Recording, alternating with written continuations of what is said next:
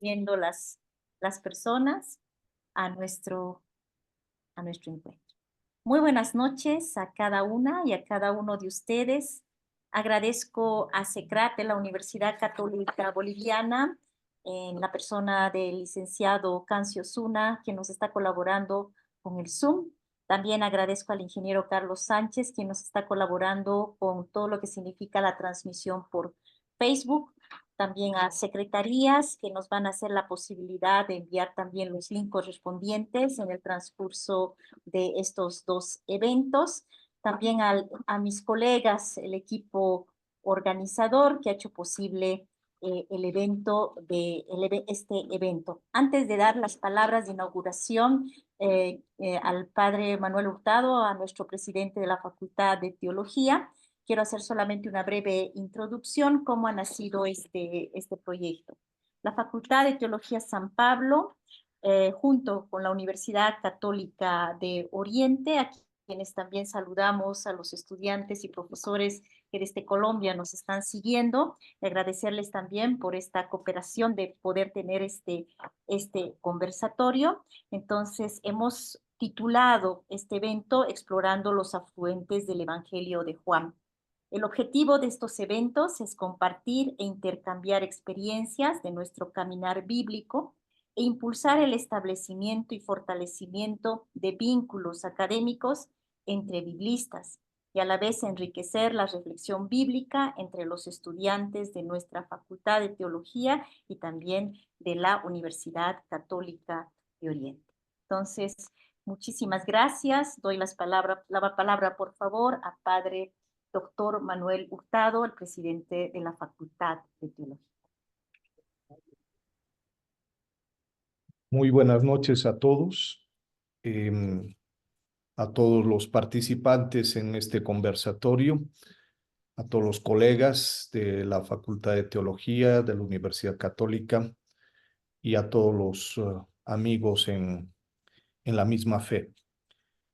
Para mí es un honor darles la bienvenida a este cuarto conversatorio bíblico. Ciertamente es un espacio donde nos reunimos para reflexionar y profundizar en la riqueza del Evangelio de Juan. El título del conversatorio, Explorando los afluentes del Evangelio de Juan, es muy significativo y me parece que este es un momento propicio para que como comunidad académica y creyente nos dejemos guiar por la palabra, esta palabra que sigue iluminando nuestra vida y nuestra misión. El Evangelio de Juan, con toda su profundidad teológica y riqueza simbólica, nos invita a navegar en aguas profundas. Y hoy nuestros ponentes nos ayudarán a explorar algunos de esos afluentes que desembocan en el río de la fe joánica, permitiéndonos comprender de manera más plena, creo yo, el mensaje de Jesús, que es el Logos encarnado. En estos 2 días de reflexión, yo quisiera simplemente subrayar 3 puntos que considero esenciales para el diálogo, la conversación que espero se vaya instaurando en estas 2 noches. En primer lugar, subrayo la centralidad de la palabra en nuestras vidas y que este conversatorio pues nos impulse no solo a conocer mejor las Escrituras, sino también a vivirlas con mayor convicción y compromiso en nuestras comunidades. En segundo lugar, quisiera subrayar la sinergia entre la fe y la razón, pues como académicos y fieles estamos llamados a mantener el equilibrio entre el rigor intelectual de una parte y la apertura espiritual de otra, permitiendo que nuestras investigaciones enriquezcan nuestra vida de fe y viceversa. Y en tercer lugar, quiero subrayar el diálogo comunitario que se puede instaurar. Y este evento es un espacio para aprender juntos, y por ello invito a todos a participar activamente, a plantear preguntas, a escuchar con atención y abrirnos a las distintas perspectivas que nos compartirán los ponentes. Ellos nos ayudarán a reflexionar. Y no quisiera terminar estas palabras sin mencionar la alegría de tener también con nosotros a nuestros amigos de la Universidad Católica de Oriente en Colombia. Es una alegría que estén presentes también otro año más en este conversatorio y que contribuyan de manera activa en la tarea que tenemos entre manos hoy y mañana. Pues con estas simples palabras podemos dar por inaugurado este cuarto conversatorio bíblico, confiando que será un tiempo de crecimiento espiritual y académico para todos nosotros, y simplemente podemos desear que el Espíritu Santo guíe nuestras reflexiones y nos impulse a seguir caminando en el camino de la verdad. Muchas gracias. Muchas gracias, Padre Manuel Hurtado, nuestro presidente de la Facultad de Teología de la Universidad Católica Boliviana. Entonces vamos a dar paso a las primeras recomendaciones. Por favor, mantener los micrófonos apagados. En el momento vamos a tener un momento también de diálogo, entonces ahí vamos a poder tenerlos nuevamente encendidos. Cada ponente va a tener 20 minutos para poder compartir con nosotros aquello que ha investigado. Posteriormente vamos a tener 25 minutos para la conversación con cada una y cada uno de ellos, entonces para poder estar presentes también con nuestra participación. Pueden hacerlo tanto levantando la mano o también escribiendo por el chat. También vamos a recepcionar por el chat las preguntas a nuestros ponentes. Al final vamos a tener una síntesis de una de nuestras estudiantes el día de hoy. Mañana la síntesis estará a cargo de uno de los estudiantes de la Universidad Católica de Oriente. Al final del evento se les va a hacer llegar un link para que puedan, por favor, anotarse para la participación. Las personas que participen tanto el día de hoy como mañana, entonces tendrán la posibilidad de solicitar un certificado. Mayores informaciones sobre el certificado van a encontrar en ese link que se les va a enviar. Entonces, doy la palabra a nuestra colega Marta Mamani, quien va a hacer la presentación de nuestro primer ponente. Muchas gracias. Adelante, Marta. Buenas noches. El primer ponente es Fernando Jiménez. Él es presbítero jesuita cruceño, formado inicialmente como ingeniero informático en la Universidad Autónoma Gabriel René Moreno. Su preparación académica en teología la inició realizando el bienio de filosofía en la Facultad de Teología San Pablo. Obtuvo su bachillerato eclesiástico en Sagrada Teología en la Pontificia Universidad Católica de Chile. En 2023 consiguió su licencia eclesiástica en Sagrada Teología con foco en estudios bíblicos en Boston College. Desde agosto del año pasado es profesor a tiempo horario en la Facultad de Teología San Pablo para las asignaturas de libros históricos del Antiguo Testamento, libros proféticos y algunas otras materias.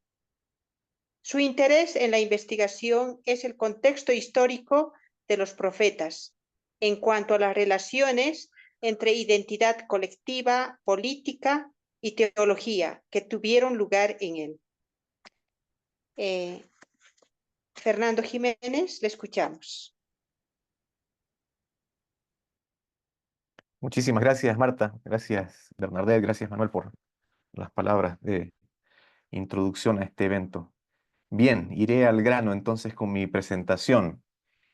Buenas noches a todas y a todos. El tema que he preparado para esta noche es el papel de la ley en la primera carta de Juan como una aproximación escatológica bíblica.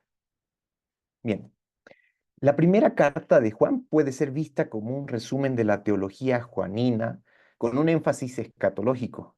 Ella contiene referencias a la mayoría de los temas principales que son presentados más extensamente en el Evangelio de Juan, tales como la vida eterna, la permanencia en Dios, la parusía, el amor a los hermanos y la ley. Esta carta también teje esos temas para proveer un acercamiento a la compleja interdependencia que existe entre ellos. Pero entre los temas juaninos, la ley no parece ser especialmente un tema escatológico.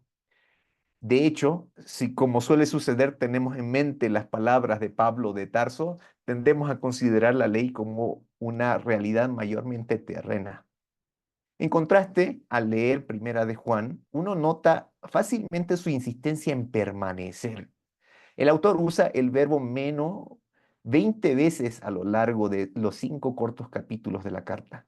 Si leemos con detenimiento, nos damos cuenta que casi todas las alusiones a permanecer implican dos cosas: que el estado actual del lector u oyente es algo a ser preservado y que, sin embargo, tal preservación tiene un horizonte finito, la hora final o parusía. En ese último momento, la permanencia dará su rédito a quienes hayan preservado a pesar de las caídas y dificultades. Eso nos lleva a considerar que la permanencia está está en el centro de la tensión escatológica de Primera de Juan, porque se realiza entre lo que Dios ya ha concedido y lo que todavía debe ser llevado a plenitud en la parusía. Podríamos incluso afirmar que tras el uso del verbo permanecer se encuentra la famosa noción teológica del ya, pero todavía no, vinculada a la realidad del reino de Dios. Dado que el término escatológico, reino de Dios, apenas forma parte del léxico juanino, voy a recurrir a las consideraciones hermenéuticas que John Sobrino usó para entender lo que podría ser esta realidad. En ese sentido, es necesario mencionar que este teólogo tuvo necesariamente que referirse a la esperanza y a la praxis. Sobrino, partiendo del esquema teológico que se usa tradicionalmente para presentar la fe, sostiene que la esperanza puede ser vista en términos de lo que se espera, o speque, y el acto de esperar, spes qua. Consecuentemente, como teólogo de la liberación, Sobrino reflexiona sobre la esperanza del reino de Dios vinculándola a las expectativas de los pobres y su resiliencia esperanzada en medio de sus duras condiciones, signos estas últimas para él de lo que denomina antirreino. Sobrino considera la praxis como una ayuda hermenéutica, aunque advierte que la enseñanza de Jesús la demanda.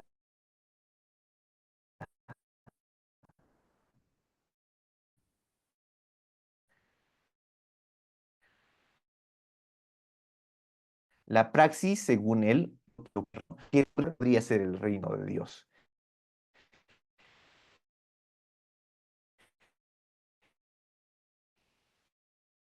Y al mismo tiempo nos da gratitud. Porque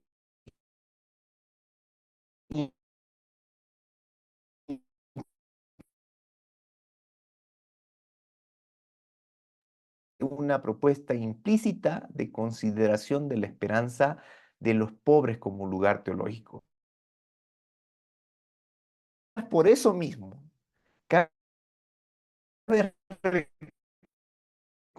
reconocer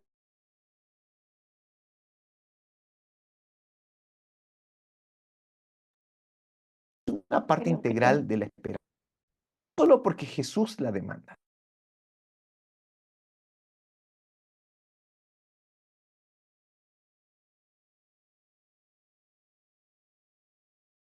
Creo que tenemos un corte. Esperemos que nuevamente Padre Fernando pueda estar con nosotros. Entonces esperamos unos minutitos, por favor. Me voy a comunicar con él qué es lo que ha pasado. Muchas gracias.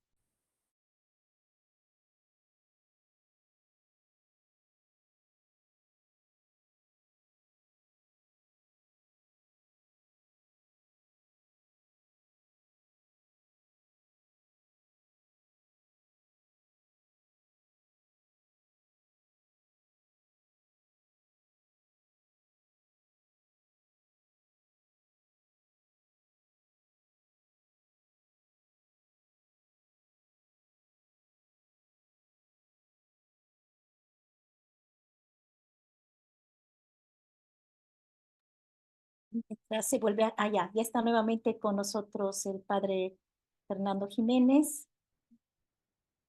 Mil disculpas, se cayó mi conexión a internet, está fallando aquí. Adelante. Bueno, decía, el componente de la praxis en el esquema de John Sobrino resulta útil más allá de una propuesta implícita de consideración de la esperanza de los pobres como lugar teológico. Aunque nos incomode y quizás por eso mismo, cabe reconocer que la dureza de la situación de los pobres nos hace más fácil reconocer por contraste lo que es legítimo en nuestra propia esperanza. La praxis, como yo la veo, es una parte integral de la esperanza humana, no solo porque Jesús la demanda, sino porque es la actualización viva de la esperanza de la misma manera que la caridad realiza una fe viva. Por lo tanto, como el acto de esperar se actualiza en la praxis, esta puede ser equiparada a la spe qua. La praxis o spe qua es la respuesta existencial al contenido de la propia esperanza.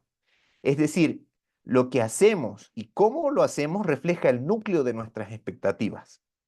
Si nuestra esperanza es verdaderamente escatológica, una praxis consecuente tendrá la misma orientación. En ese sentido, una contradicción entre el contenido manifiesto de la propia esperanza y la acción, entre lo que digo esperar y lo que hago, puede ser vista como producto de la increencia, total o parcial, pero también como probable influencia de factores externos. En Primera de Juan, el esquema esperanza-praxis está configurado por las nociones de la hora final y la parusía, y por la realización de la permanencia antes mencionada. La forma en que los creyentes actualizan esa permanencia es un asunto de praxis.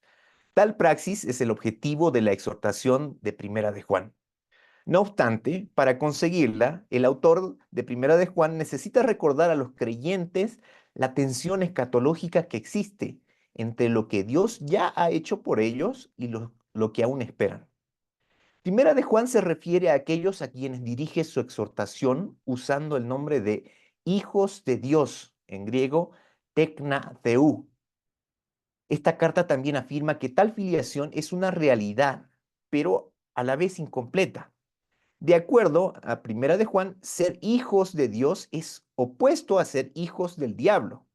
Sin embargo, necesitamos examinar el significado del término hijos de Dios para entender mejor las implicaciones de la filiación divina en conexión con la insistencia de Primera de Juan sobre permanecer.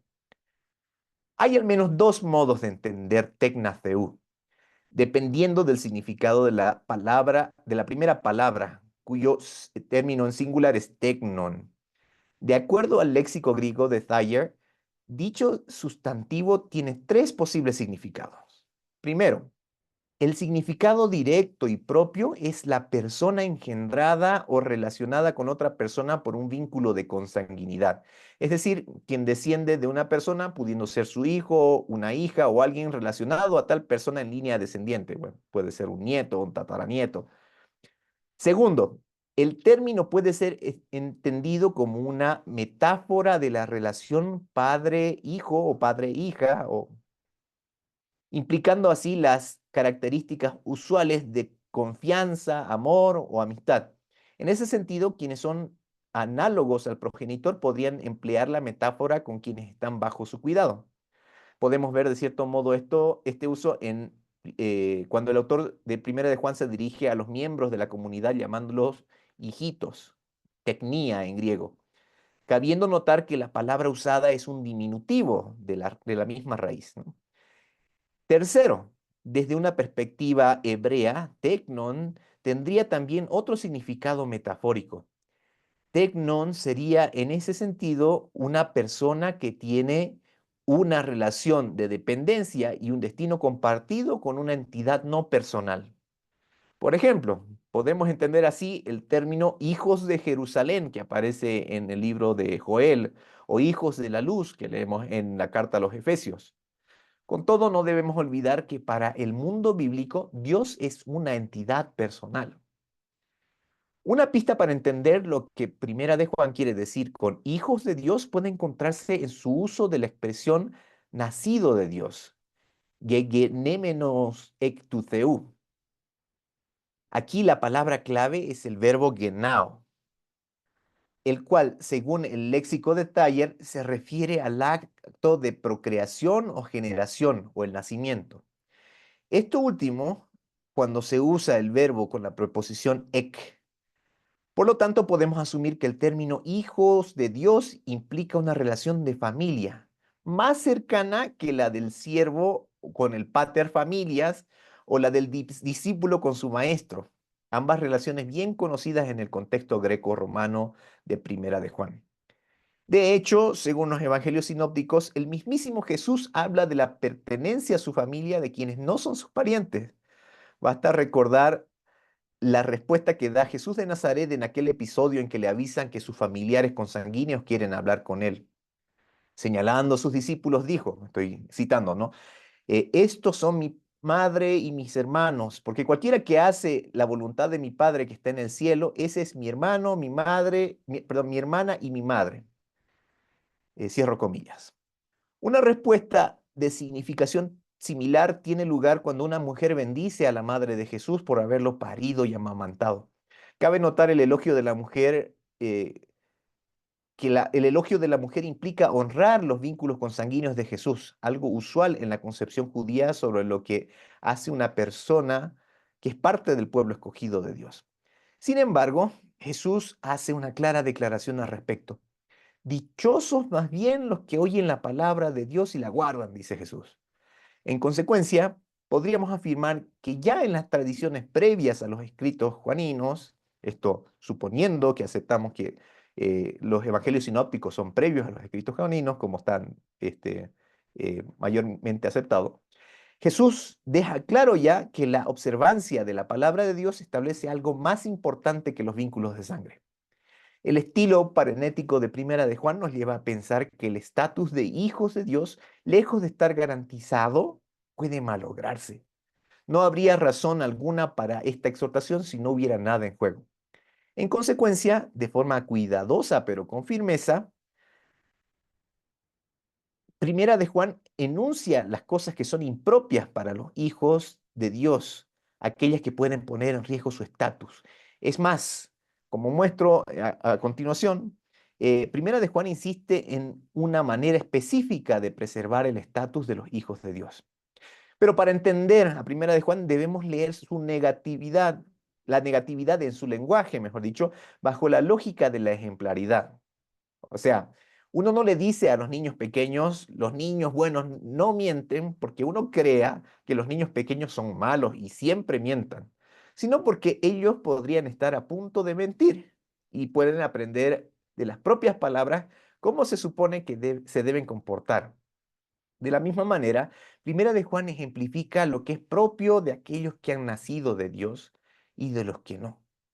Así, los hijos de Dios pueden escoger actuar de manera coherente con su estatus. Los destinatarios de Primera de Juan parecen no estar libres de pecado y de cometerlo, pero según el texto, incluso cuando pecan, tienen a Jesucristo como su defensor delante del Padre. Ellos tampoco están libres de despreocuparse de los necesitados ni despreciar a sus hermanos en la fe. En ese sentido, Primera de Juan es consciente de la habilidad de su condición, a pesar de habérseles concedido ya el estatus de hijos de Dios. No obstante, Primera de Juan sabe qué son capaces ellos si permanecen en Dios. De ahí su insistencia. Este frágil estatus de hijos de Dios puede concebirse como una identidad que los creyentes deben preservar permaneciendo en ella. Pero esta preservación tiene un propósito y un horizonte temporal. El propósito es el cumplimiento de lo que significa ser hijos de Dios, y el horizonte temporal es la parusía, cuando Dios concederá tal cumplimiento a aquellos que Él reconozca como sus hijos. Ese es el contenido de la esperanza de Primera de Juan. En esta carta, la parusía, esto es la segunda venida, es el evento definitivo de la revelación y el cumplimiento. El Hijo será revelado, Dios será revelado junto a aquello que los hijos de Dios están destinados a hacer, y ellos serán como Él. Por lo tanto, el preservar la propia identidad como hijo o hija de Dios es crucial de cara a la parusía. Ser reconocidos o no como hijos de Dios desemboca respectivamente, en tomar parte en el cumplimiento de la promesa de Dios o ser puestos en vergüenza durante la parucía, respectivamente. Primera de Juan dice que los hijos de Dios y los hijos del diablo son revelados por sus obras de justicia y amor o por la carencia de estas, respectivamente. Una noción semejante puede encontrarse en los evangelios sinópticos. En Mateo 7, Jesús dice que llamarlo Señor, profetizar o incluso hacer obras milagrosas y exorcismos no hacen que de uno alguien conocido por él y por ende no redunda en la propia entrada en el reino de Dios. Pero afirma claramente que entrarán en el reino de Dios solamente los que hacen la voluntad de su Padre Celestial. Al resto les va a decir que no los conoce y que por tanto son malhechores. La parábola de las doncellas de la boda ofrece un punto similar, ¿no? Los frutos de las propias obras aparecen como criterios de reconocimiento también, ¿no? Según el texto bíblico, uno puede distinguir a los falsos profetas por sus malos frutos, ¿no? Al igual que un árbol, uno no puede encontrar su propósito definitivo sino en la voluntad de Dios. Uno podría actuar engañosamente y embaucar a algunos, pero al final el fruto de las propias obras desnuda la propia identidad. Jesús mismo es reconocido como el Cristo por sus propias palabras y obras, las cuales reflejan la voluntad de Dios. De eso habla Lucas cuando relata cómo Jesús les recuerda a sus discípulos, a los discípulos del Bautista, los criterios para reconocer al Mesías, aquella vez que habían sido enviados a preguntarle si él era el Mesías. Jesús solamente les dice, vayan y díganle a Juan lo que han visto y oído, ¿no? De modo similar, podemos ver que la identidad de los seguidores de Jesús está íntimamente vinculada a sus obras, las cuales deberían ser coherentes con la esperanza que tienen. Como su vida entera está constituida por obras, deberían estar vigilantes hasta el fin. De allí que, siguiendo a Primera de Juan, uno debería buscar observar la voluntad de Dios durante toda su vida para preservar su preciosa identidad de hija o hijo de Dios, lo que nos haría reconocibles por Él en la hora final y como consecuencia ser invitados a entrar en el banquete del reino de Dios.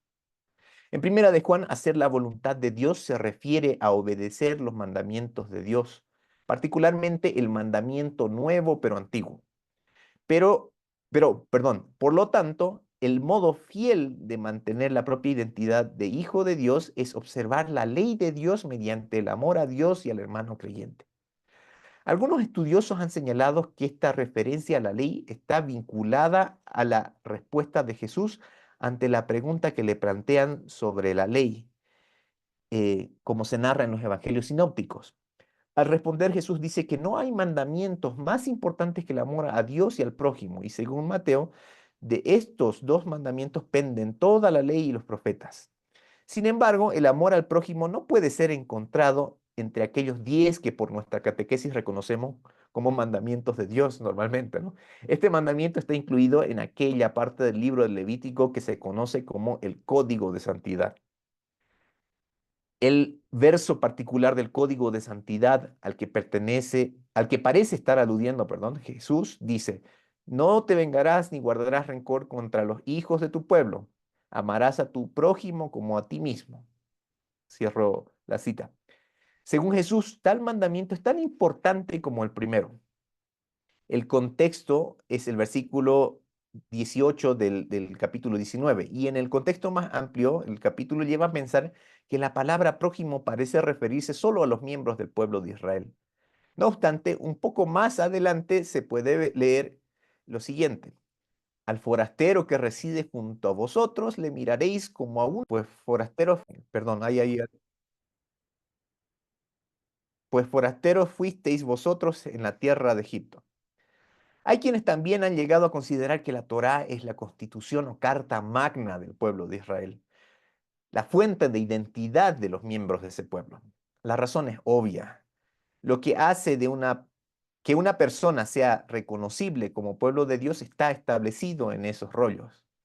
Pero también cabe notar que, de hecho, existe entre los judíos quienes sostienen una tradición que considera al capítulo 19 del libro de Levítico como la pequeña o mini Torá, debido a la importancia de su contenido y las densas alusiones que vinculan este capítulo al resto de la Torá. Esto hace pensar que en Levítico 19 encontramos una parte esencial de la ley que constituye al pueblo de Dios. En el código de la alianza, el horizonte último de la observancia, perdón, en el código de santidad, el horizonte último de la observancia judía es ser reconocido como parte del pueblo de Dios y vivir segura y pacíficamente en la tierra. En ese sentido, la observancia de la ley de Dios, en Primera de Juan, mantiene el sentido de pertenencia, pero expande el horizonte. Para este escrito neotestamentario, la observancia del mandamiento nuevo pero antiguo redunda para quienes la realizan en ser reconocidos además como hijos de Dios y en que el Espíritu de Dios y su vida permanezca en ellos. Pero según nuestra Pastor concepción Fernando, contemporánea, tuviéramos 5 minutitos más para ir redondeando. Muchas ya, gracias. gracias. Pero según nuestra concepción contemporánea, una condición sine qua non para el amor es la libertad. La mera idea de tener que amar o de amar a alguien porque una ley lo manda parece una contradicción. Surgen como consecuencia casi inmediata las siguientes preguntas. ¿Cómo es posible hacer que nuestro horizonte último dependa de algo que parece imposible de cumplir? ¿Existe una concepción de amor diferente tras la ley de Dios? ¿Cómo se preserva la libertad humana mientras se observa el mandamiento de amar? Se ha reconocido que la ley de Israel, como aparece en la Torá, evoca tradiciones de su contexto cultural del antiguo cercano oriente. Según los estudiosos, es posible encontrar similaridades entre las leyes mosaicas y aquellas de un documento mucho más temprano, como el Código de Hammurabi. No obstante, como los académicos señalan, lo más cercano al mandamiento de amar no aparece en ningún tipo de código legal, sino en el contexto de decretos de sometimiento y vasallaje. En consecuencia, si aceptamos la postura académica que considera que la mayor parte de la Torá fue redactada al final del periodo monárquico en el reino de Judá, el más claro precedente del mandamiento de amar a Dios contenido en esta aparece en el decreto de sucesión del rey asirio Esarhadón o Asaradón. En este documento el rey ordena a sus súbditos y gobernantes vasallos amar a Ashurbanipal, su hijo, que lo sucederá en el trono. El documento estipula que el nuevo rey debe ser amado y sus decretos obedecidos, pues espera que él sea el gobernante justo para su gente, que traiga el orden y luche contra el caos, pues es la tarea de establecer, es tu tarea del rey establecer y mantener la paz y la justicia. Voy a recortar bastante ahí, me ha jugado en contra el tiempo. El mandamiento de amar al prójimo está esencialmente relacionado al mandamiento de amar a Dios. Y Primera de Juan, en la misma línea, nos recuerda que Jesús mandó que el que ama a Dios ame también a su hermano. Según Weaver, en la carta de Santiago encontramos la noción de que este mandamiento de amor está íntimamente vinculado al mensaje de Jesús sobre el reino. Señala Weaver que en la carta de Santiago, en el capítulo 2, versículo 8, el autor de esta carta cita Levítico 19, 18 y le llama ley real, nomos basilicos, cuando dicen, ustedes hacen bien si de veras cumplen la ley suprema, tal como dice la Escritura, ama a tu prójimo como a ti mismo. De acuerdo a este académico, este eco de algo tan central en la predicación de Jesús no pudo haber pasado desapercibido para los destinatarios de este escrito. Es más, esto vincula el cuidado de los necesitados, que es el foco de la exhortación de la carta de Santiago al reino. Aunque en Primera de Juan no hay ninguna alusión explícita al reino, la noción no resulta enteramente extraña en la teología juanina. Las pocas pero significativas referencias al reino contenidas en el Evangelio de Juan están relacionadas a un nuevo nacimiento. Así encontramos la afirmación de que solo los que han nacido de nuevo del agua y del Espíritu pueden entrar en el reino de Dios. Y eso es precisamente lo que Primera de Juan está intentando cuidar entre los miembros de su comunidad.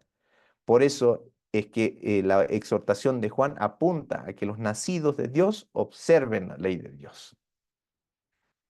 Muchas gracias.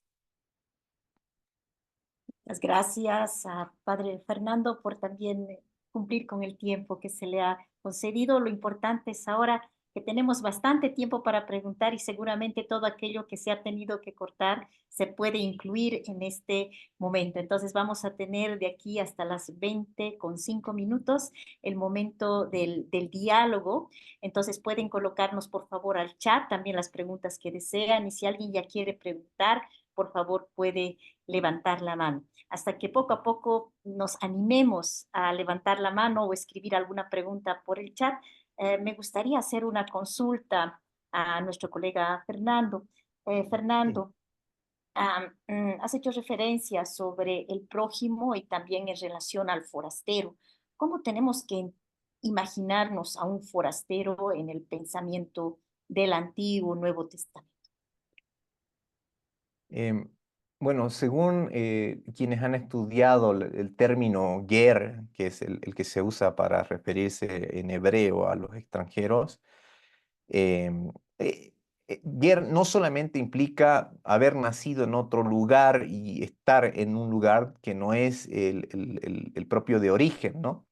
Sino residir básicamente en ese lugar, ¿no? Son básicamente los extranjeros a los que se refiere principalmente la Torá, son migrantes, ¿no? Migrantes. Y en ese sentido, es lógico que la Torá llame a considerarlos casi bajo la misma lente o con los mismos criterios con los que se trataría un miembro del pueblo de Dios. Muchas gracias. Justamente también has hecho alusión, ¿no? Ahora has hecho alusión a la Torá y también hablabas en relación al Levítico 19 como la mini Torá. O sea, ¿qué es lo que le hace ser a la Torá? Y que de alguna manera el Levítico 19, ¿no? Nos estaría Hola, presentando, perdón, no alcancé a escuchar bien la pregunta, se ha cortado. ¿ahora me escuchas, Fernando? Hola, ¿Me escuchas? ¿me escuchan? Sí, nosotros te escuchamos. ¿Me escuchas ahora, Fernando? Hola, hola, Creo, sí, sí, sí, ahora ahora ya sí. volví. Sí, Muy me bien. repiten la pregunta, por favor? Claro, claro que sí. Entonces, mientras todavía van llegando, esperando con mucha alegría las preguntas que se pueden realizar en el chat o también, como dije, levantando la mano, se puede hacer la pregunta de forma directa. Has hecho mención sobre la Torá, ¿no? Y Ujú, también has relacionado con el Levítico 19 en relación con la mini Torá. ujú. ¿Qué es lo que tiene que tener? ¿Qué elementos tienen que estar implícitos para decir que es una mini Torá? ¿Y qué tiene, cómo pudiéramos profundizar más con este tema que has llevado en el papel de la ley en primera de Juan? Mm. Bueno, si bien el término Torá al pasar a la Septuaginta fue traducido como nomos, que significa literalmente ley, lo que los griegos entendían por ley, sabemos que la Torá es básicamente esa enseñanza normativa, ciertamente, pero principalmente enseñanza para vivir una vida buena, ¿no? Una vida conforme a lo que Dios quiere y gozar de su protección, de su presencia, de su bendición. En ese sentido, el Levítico 19, al ser considerado como, o quizás es considerado como mini Torah, porque aglutina los temas principales que para su tiempo eran considerados fundamentales para la justicia de Dios, ¿no? Lo que uno debería hacer en justicia delante de los ojos de Dios para con el prójimo, ¿no? Eh, y en ese sentido, me gusta mucho cómo se refiere la primera carta de Juan a la ley, sobre todo al mandamiento nuevo pero antiguo, ¿no? Primera de Juan es como esos escribas, ¿no? Que en otro pasaje del evangelio, de los evangelios sinópticos sacan lo antiguo del cofre, pero también lo nuevo, ¿no? Y yo creo que se trata de eso, ¿no? El profundizar el entendimiento de Primera de Juan acerca de la ley tiene necesariamente que pasar por ese diálogo entre lo que está dicho en el Antiguo Testamento, mucho más amplio, porque eso está en la mentalidad del autor, ¿no? Es judío principalmente, es alguien que se identifica con, con, con esas normas que se ha dado al pueblo, a pesar de que algunos, por las ediciones en el Evangelio de Juan, muchas veces se generaliza negativamente y se habla de los judíos cuando en realidad se quiere hablar de la élite judía de la época que condenó a Jesús, ¿no? Yo creo que no deja de ser un judío el autor de Primera de Juan, por cómo rescata esas tradiciones tan valiosas delante de Dios. Muchas gracias. Fernando, no sé si a alguien le gustaría hacer una pregunta directa o escribir en el chat. Buenas noches, Lice. Muy buenas Buenas noches. noches. Adelante, Adrián. Ya, Adelante. muy bien, es muy bonito el tema, lo que ha explicado el padre sobre, bueno, en hebreo se dice Vayikra, de Levítico 19. Y sí, en una parte, como yo también estudié con rabinos también, Ujú. ultra ortodoxos, claro. Sí, en una parte tiene razón lo que dice el padre, lo que es de lo que es una pequeña mini Torah. Una que Torah significa instrucción siempre, yo me imagino que usted también sabe. Eh, es una bonita forma de explicar siempre lo que es el Levítico siempre.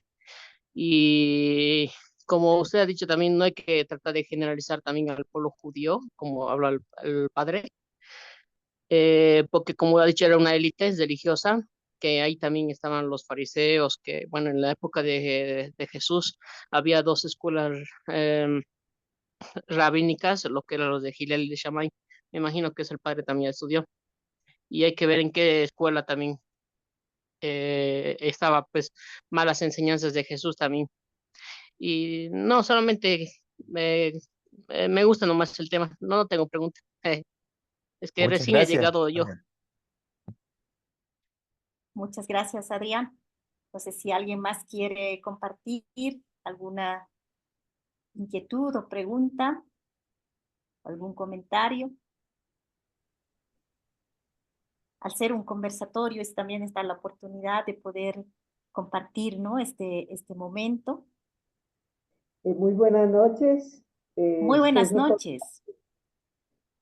quería hacer una pequeña reflexión quisiera si nos puedes hacer una comparación entre el Evangelio de Juan, que empieza con el verbo. Al principio el verbo existía, y esta carta de Primera Juan. No sé si son los dos, los mismos estilos, qué relación tienen, o siendo que es el mismo autor, ¿cómo lo enfocamos? Bueno, no soy yo ningún experto en el corpus juanino, pero lo poco que yo conozco al respecto de la relación intertextual entre esta llamada primera carta de Juan y el Evangelio de Juan, se inclina, la balanza se inclina a decir que la primera carta de Juan es anterior incluso a la redacción del Evangelio de Juan, que contiene temas que después son desarrollados más extensamente en el Evangelio de Juan, el que sabemos que también ha tenido varias redacciones según la crítica textual, ¿no? Algunas para incluir al papel de los samaritanos, otras para incluir el famoso capítulo 21. eh, pero eso, ¿no? Yo soy de esa misma idea, ¿no? De que la primera carta de Juan es anterior y sirve como base para la redacción del Evangelio. Muchas gracias por la pregunta y también la respuesta. Tenemos dos preguntas, una que tenemos en el chat y también a nuestra colega Aileen Fitzgerald. Leo la pregunta en el chat. ¿Cómo hoy en día puede ayudar esta reflexión bíblica sobre las normas en la iglesia? Bueno, no, la reflexión bíblica no es sobre las normas en la iglesia, ¿no? Yo básicamente no he mencionado a la iglesia en ningún momento, ¿no? Yo hablé más bien de la fe de los creyentes como miembros del pueblo de Dios. Así, quizás implícitamente hablé de la iglesia, ¿no? Em, yo creo que la reflexión tiene que ver con las normas en general, también las normas de la iglesia, ¿no? Y lo que tendría que hacernos pensar es desde mi perspectiva de vista, es una opinión muy personal, ¿no? En cuál es el sentido último de las normas que nos imponemos, tanto en la iglesia, desde el punto de vista ritual, de observancia de preceptos, eh, y también desde el punto de vista ciudadano, ¿no? Cuando nuestros representantes en la Asamblea Legislativa, ¿no? Los diputados, los asambleístas, los senadores, aprueban una ley, ¿nosotros entendemos realmente qué es lo que está por detrás de la ley? ¿Estamos pensando cuál es el espíritu o qué se quiere proteger, qué se está cuidando y cuál es el propósito de esas leyes? O sea, tanto las normativas eclesiásticas como las normativas políticas. Y nos apropiamos cuando estamos convencidos de que aquello es algo bueno o simplemente dejamos que acontezcan y que otros las observen y nosotros ni nos hacemos cargo, ¿no?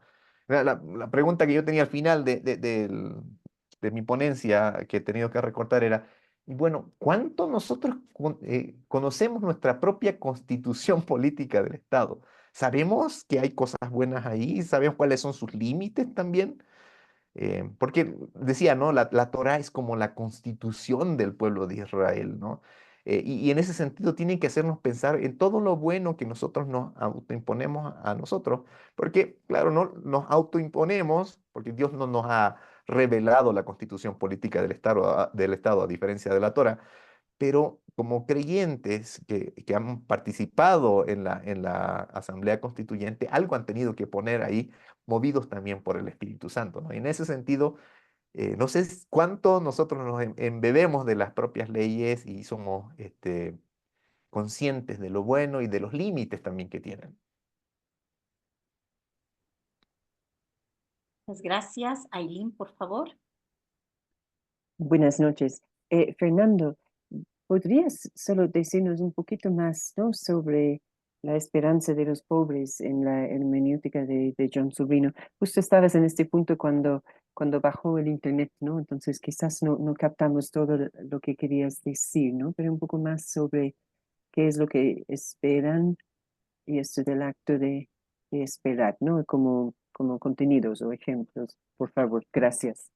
Sí, sí, bueno, no abundo en realidad en la ponencia, casi no menciono cómo se concreta la esperanza de los pobres, ¿no? Porque en el artículo de John Sobrino sobre el reino de Dios, él mismo no habla demasiado, hace una mención un poco más extensa que la mía, diciendo que son esperanzas, o sea, identifican el reino de Dios o sea, la esperanza de mejores condiciones, ¿no? Las mejores condiciones de vida, eh, pero por la intervención de Dios, ¿no? En ese sentido es que John Sobrino, claro, también considera la intervención de Dios a través de los seres humanos, ¿no? Como en una lógica yo creo que tiene de fondo a Santo Tomás con la causa segunda, ¿no? La causa instrumental que somos nosotros los seres humanos de Dios mismo actuando en esta realidad, ¿no?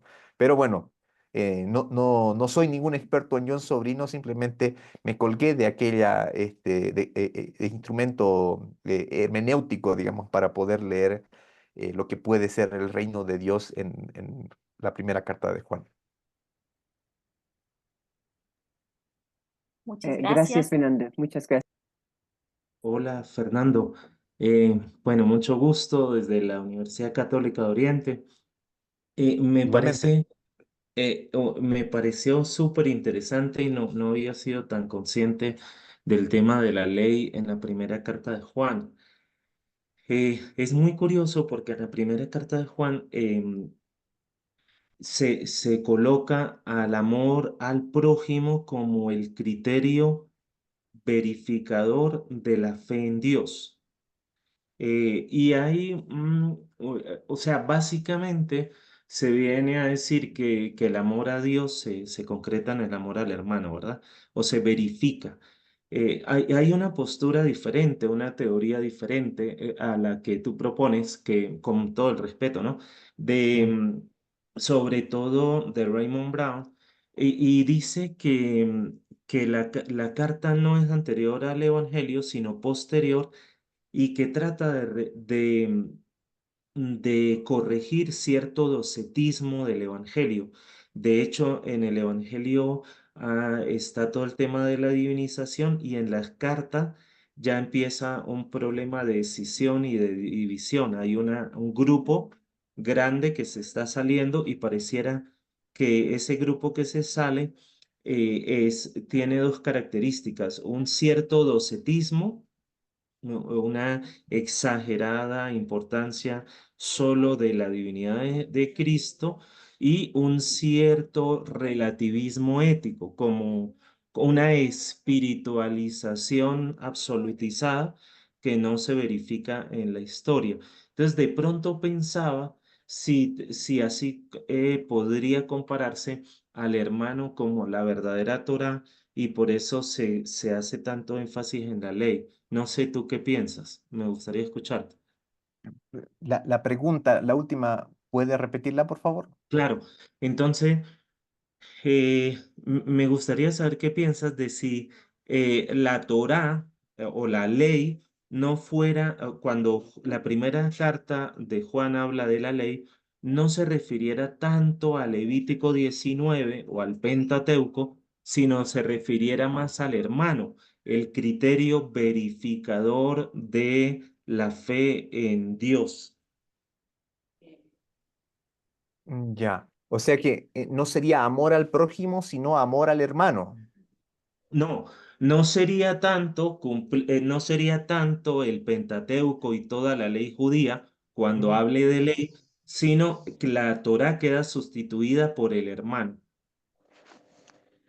Ya, yo creo que ahí habría que forzar un poquito, creo, el texto, ¿no? Porque habla directamente de ley, ¿no? Habla de ley, No, habla de no, claro que mandamiento. habla de ley. Lo Sí. que eso no está puesto en discusión. El Ujú. tema es si el contenido nuevo de ley, os doy un mandamiento nuevo, Ujú. es el Pentateuco, o el contenido semántico es el amor al hermano, como se reitera de muchas formas en la carta. Ya. Sí, lo que a mí me haría dudar un poco de si que puede hacerse tal reemplazo, digamos, del mandamiento o simplemente el significado del amor al hermano es el hecho de que habla del mandamiento nuevo, pero antiguo también, ¿no? Entonces, eso me hace pensar a mí que está recurriendo a la tradición, ¿no? No solamente lo que ha dicho Jesús, y en ese sentido, yo creo que el Evangelio de Juan es mucho más explícito sobre lo que significa el mandamiento nuevo, ¿no? Eh, ámense los unos a los otros, y como yo los he amado, ¿no? Quizás ahí puede estar la novedad, pero no sé, me cuesta concebirlo como solamente el mandamiento al hermano y no la Torá entera. Yo creo que sería como desconectar la fundamentación que hay tras ese amor al prójimo. Como alabanza a Dios. De hecho, hay tradiciones judías que concretan el amor a Dios en la observancia de la ley, ¿no? Sí, Genial. Muchas gracias. sí. Muchas gracias. Tenemos la última pregunta en el chat. ¿Existe algún matiz diferenciador entre el amor que Dios profesa a su pueblo en el Antiguo y en el Nuevo Testamento? Ya. Eh, yo creo que se trata, o sea, Di- Dios es el mismo Dios a través de toda la Biblia, ¿no?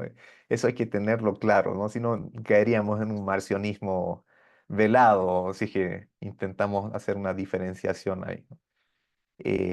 Pero hay que tener en cuenta que en el Antiguo Testamento la experiencia de Dios, la experiencia de la revelación del mismo Dios, eh, no tiene el privilegio de tener a Dios encarnado caminando entre la gente, ¿no? O sea, es mucho más limitada, digamos, y en ese sentido también es mucho más susceptible de sesgos y prejuicios humanos, ¿no?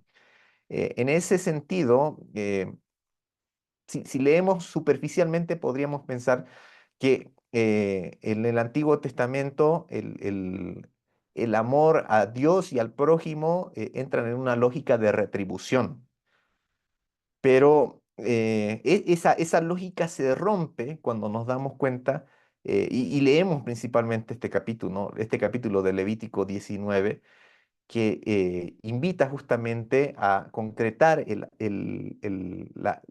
amor a Dios en la observancia de la ley, y sobre todo una ley que beneficia al prójimo, ¿no? Y en ese sentido, la insistencia de Jesús es esa, ¿no? Hay que amar al prójimo. Y yo creo que la novedad del Nuevo Testamento, en el mismo sentido que habla Juan, es una antigua novedad en realidad, ¿no? Quizás con el añadido de un énfasis tremendo, muy, muy fuerte en la misericordia. Sí.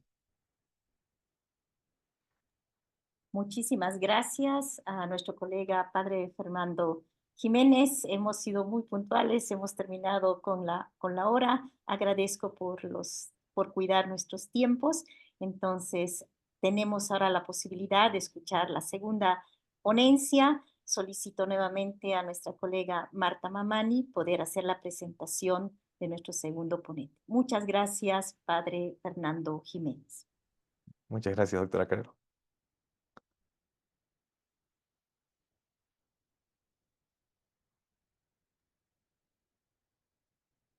Marta.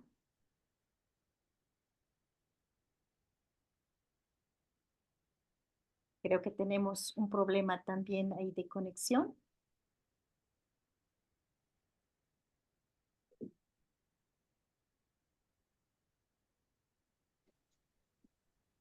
Hola.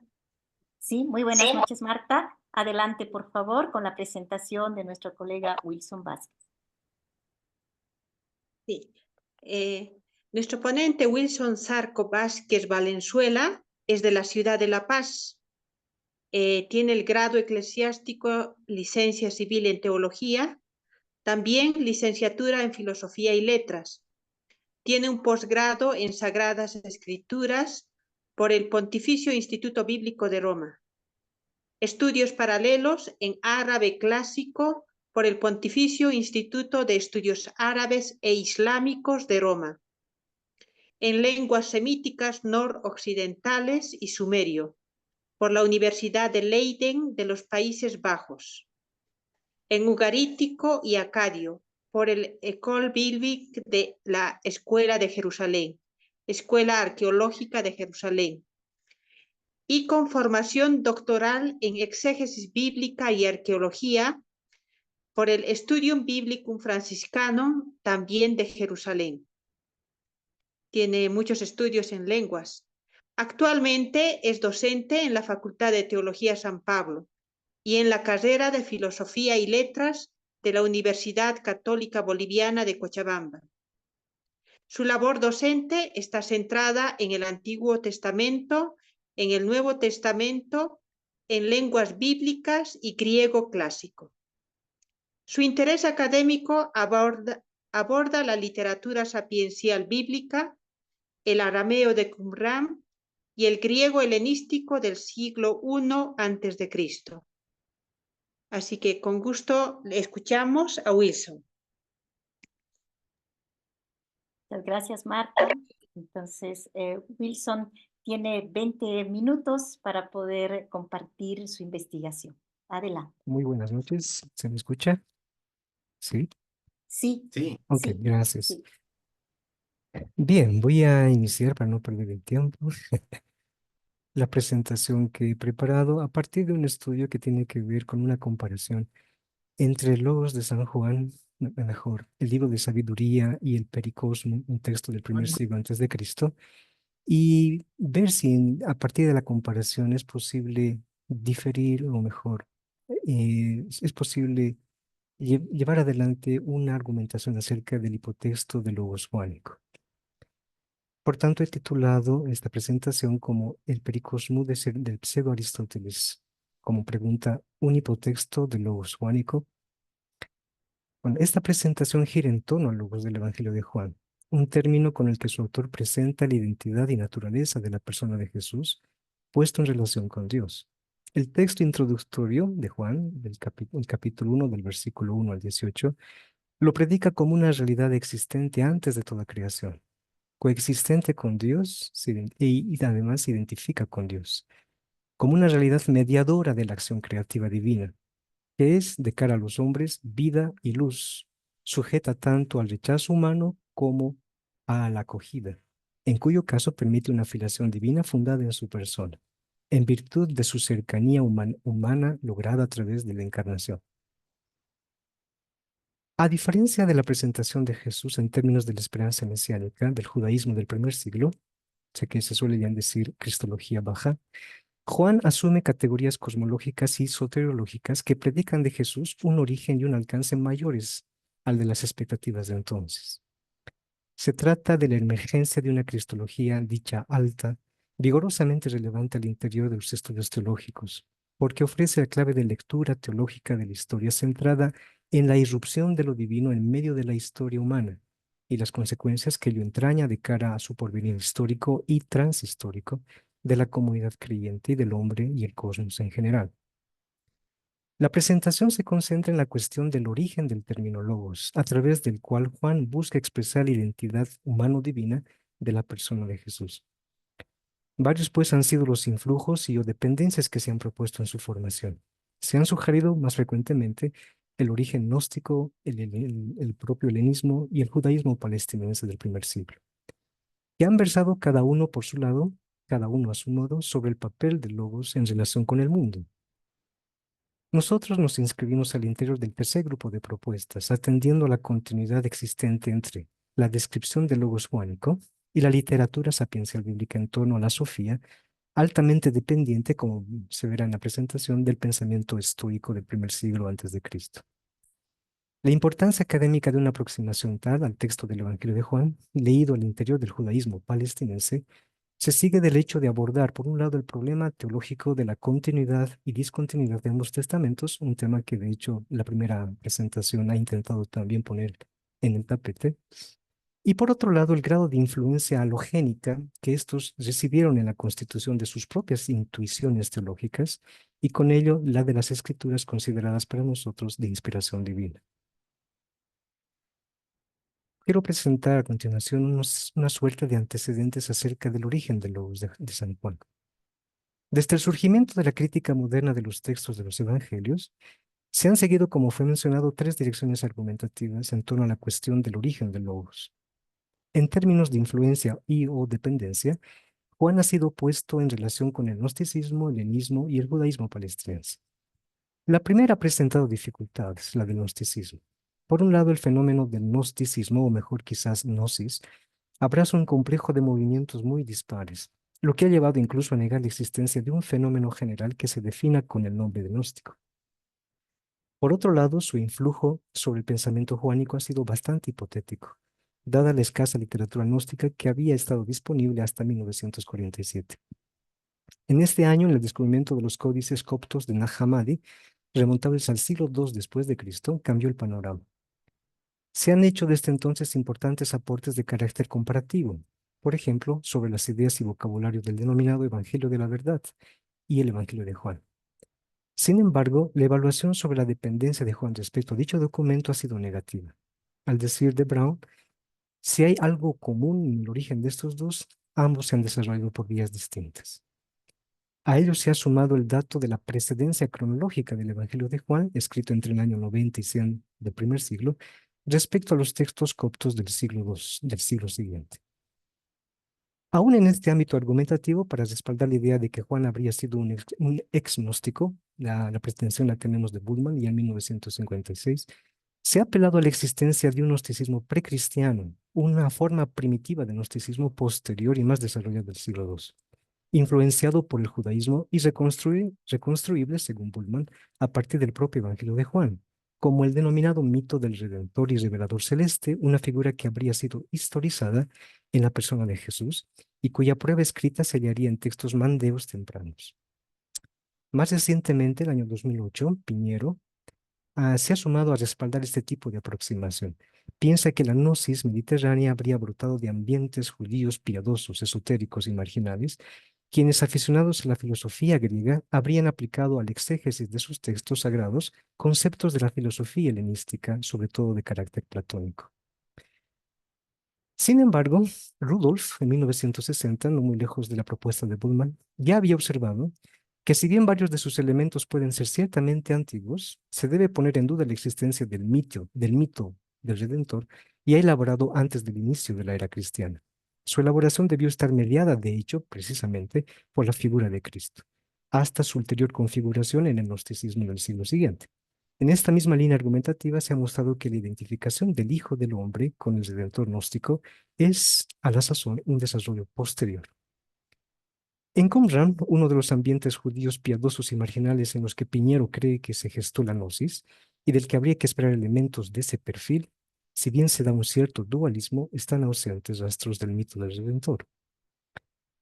Por su parte, la segunda propuesta, que tiene que ver con la influencia helenística en Juan, está centrada en la cuestión de si ésta se dio de manera directa, Juan leyendo textos helenos del medio de forma directa. Esto es al margen del judaísmo contemporáneo al Evangelio, en el que ya se contaba con un fuerte influjo heleno. Juan, familiarizado con sus ideas, habría intentado él mismo releer el mensaje cristiano en terminología helenística, sobre todo del platonismo y del estoicismo. Sin embargo, las concordancias de los dualismos que caracterizan a ambos, por ejemplo, arriba, abajo, espíritu, carne, vida eterna, vida natural, pueden explicarse más bien en virtud del judaísmo palestinense. En él, las ideas griegas ya formaban parte del propio trasfondo cultural. Por ejemplo, Isaías 31, Isaías 55, la primera que va de Qumran, también ejemplificaría esa influencia helena en el medio palestino. En relación a la sugerida influencia helenística de Juan a través de Filón de Alejandría, un contemporáneo de Jesús, que emplea el término logos, no se tiene prueba de que éste haya sido conocido en Palestina del siglo I. Brown, al que hemos hecho ya mención, había llamado la atención sobre el hecho de que Juan no usa las imágenes que Filón pone en relación a logos, y de que asimismo tanto uno como otro parte más bien del Antiguo Testamento, sobre todo de la literatura sapiencial bíblica como trasfondo común. Con lo anterior en mano, se ha perfilado la tercera propuesta de influencia sobre Juan y el logos juánico, la del ya mencionado judaísmo palestinense. Si bien no a través de referencias directas del Antiguo Testamento, Juan presenta los grandes temas del Antiguo Testamento, como las expectativas en torno al Mesías, el Génesis, desde el principio en Arge, que es la traducción justamente de las 70 del Bereshit, del Pentateuco, y el Éxodo también como principal motivo narrativo. De esto hay un estudio muy pormenorizado acerca de cómo el Éxodo configuraría la narrativa del Evangelio de Juan. Sus citas explícitas a los profetas Isaías y Zacarías, por otro lado. Todo esto habla de su trasfondo hebreo. Además, el hecho de que Juan puede estar citando algunos pasajes del Antiguo Testamento. Por ejemplo, Juan 3:14, 4, 6:12, 7:38, 12:41, traduciéndolos no desde el texto hebreo y no tomándolos desde la versión griega de la 70, que era la costumbre de los otros evangelios. Incluso podría estar haciéndolo, los esté citando desde versiones arameas del Targum palestinense, lo cual habla de su bagaje palestino. En este mismo sentido se ha planteado la estrecha relación de Juan y el rabinismo, cuyos escritos de cotejo, en comparación, si bien datados a siglos posteriores al Evangelio, preservan material que se remonta al siglo I después de Cristo e incluso antes. De ellos se muestra particularmente atendible la cuestión de la función creadora de la Torá, que Juan habría adaptado al logos de su prólogo. Al influjo palestinense apuntan también los paralelismos que Juan guarda con la literatura de Qumran, más estrictos que los que puedan sugerirse en relación con otros textos del propio judaísmo o del helenismo. Dualismos modificados, el príncipe de las luces, el espíritu de la verdad, el Espíritu Santo o el ángel de las tinieblas, terminología común en ambos, el ideal de la comunidad basada en el amor, que justamente ha sido también el tema planteado en la anterior presentación. En este marco de comprensión, la influencia del judaísmo palestinense más decisiva la habría recibido de los discursos de la sabiduría divina de la literatura sapiencial del Antiguo Testamento, sobre todo del libro de sabiduría, que es el corazón de esta presentación. La naturaleza del logos joánico hace eco de las características con que se presenta la Sofía de sabiduría en tanto segundo principio divino, una hipóstasis o principio intermedio entre Dios y la humanidad. Esta propuesta es del reciente trabajo del año 2017 del profesor Sterling. Esta propuesta ha estado metodológicamente sujeta al examen de los motivos estoicos y platónicos del principio divino creativo, con los que a su vez dialoga el libro de sabiduría. Un trabajo más reciente, el año 2020, profesor Tom, por su parte, ha señalado que este diálogo filosófico-teológico es altamente rastreable en el elogio de la Sofía, este es el Sabiduría capítulo 7:22, capítulo 8:1, puesto en contraste a la obra del Pericosmo del pseudo Aristóteles. Más recientemente, atendiendo a las consecuencias filosóficas de la presentación de la Sofía de sabiduría en diálogo con el estoicismo contemporáneo, se ha observado la intercambiabilidad de los términos Sofía y Logos en un trabajo que he presentado recientemente, que es un elemento que, como ahora se propone, habría servido de trasfondo a Juan y la afirmación del Logos preexistente por quien todo fue hecho, como dice su prólogo. La presentación se inscribe al interior del problema del origen del Logos joánico.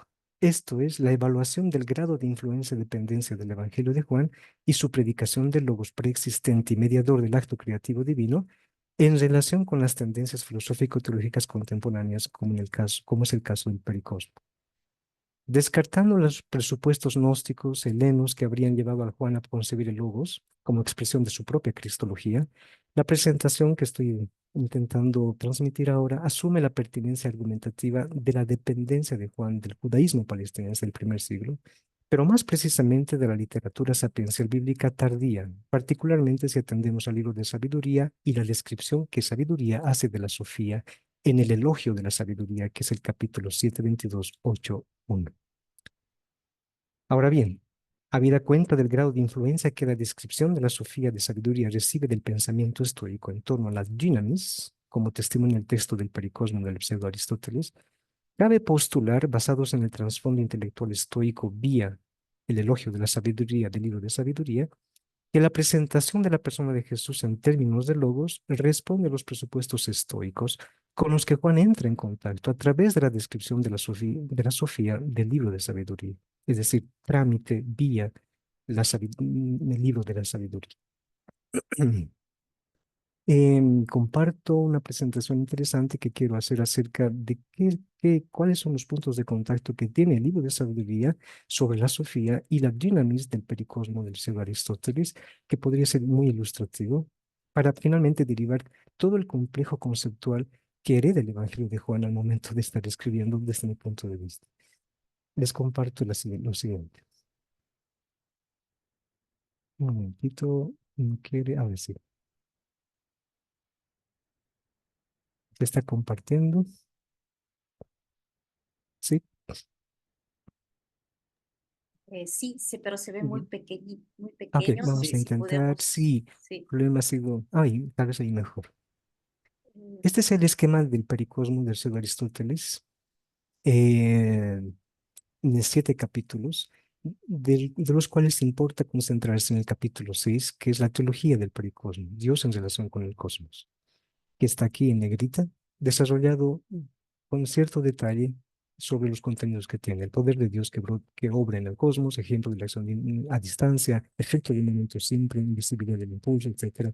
Es un trabajo filosófico del primer siglo, pero que voy a analizar intentando rescatar los elementos que se pueden poner en contraste con el libro de sabiduría y la descripción de la Sofía, y cómo esta descripción de Sofía están presentes de forma explícita en el Evangelio de Juan también.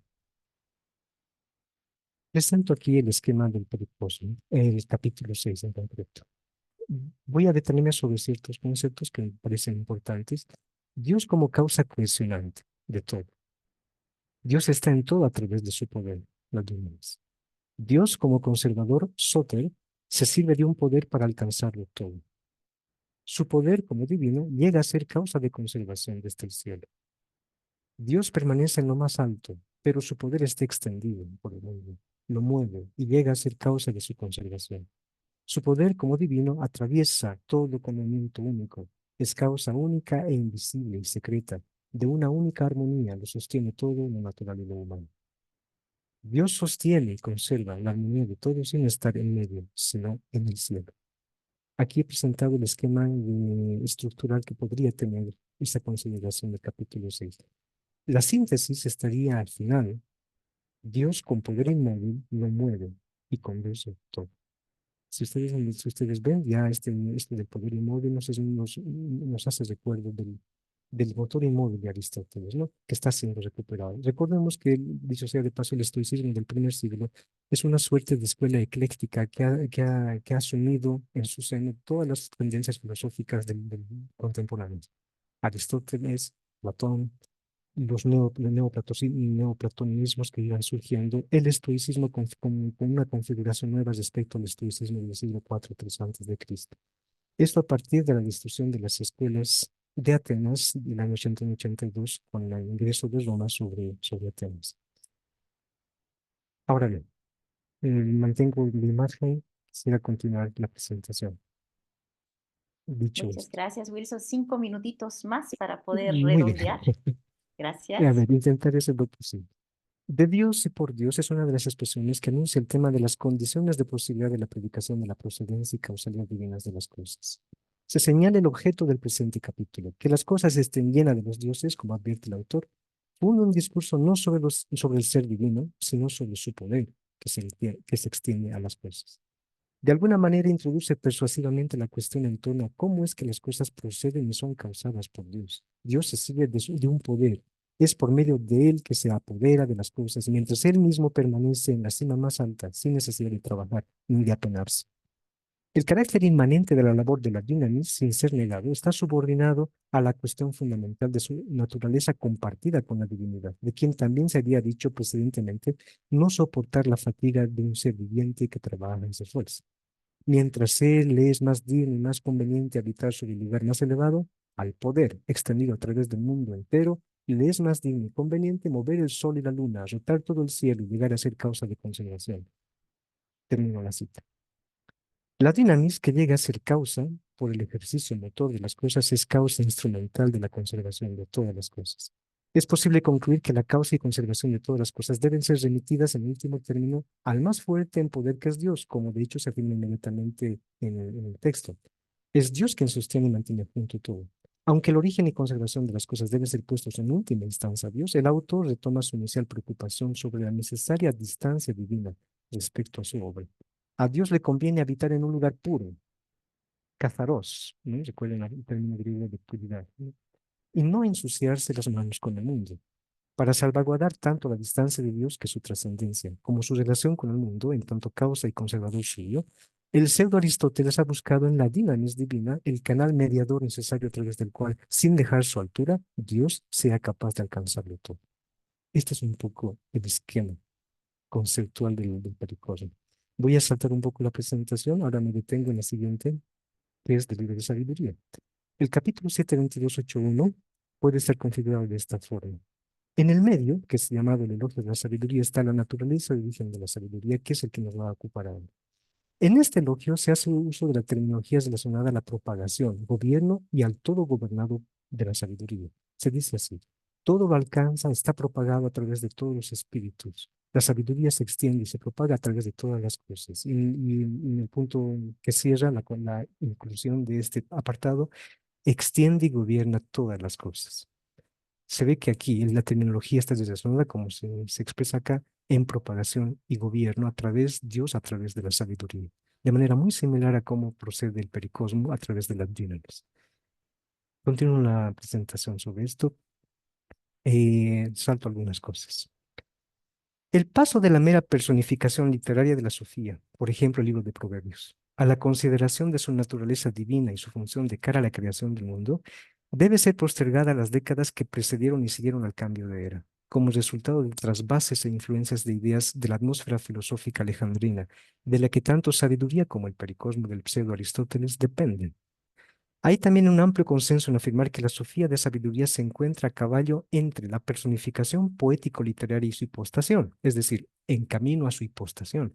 Sin embargo, existen varias razones para postularla como hipóstasis.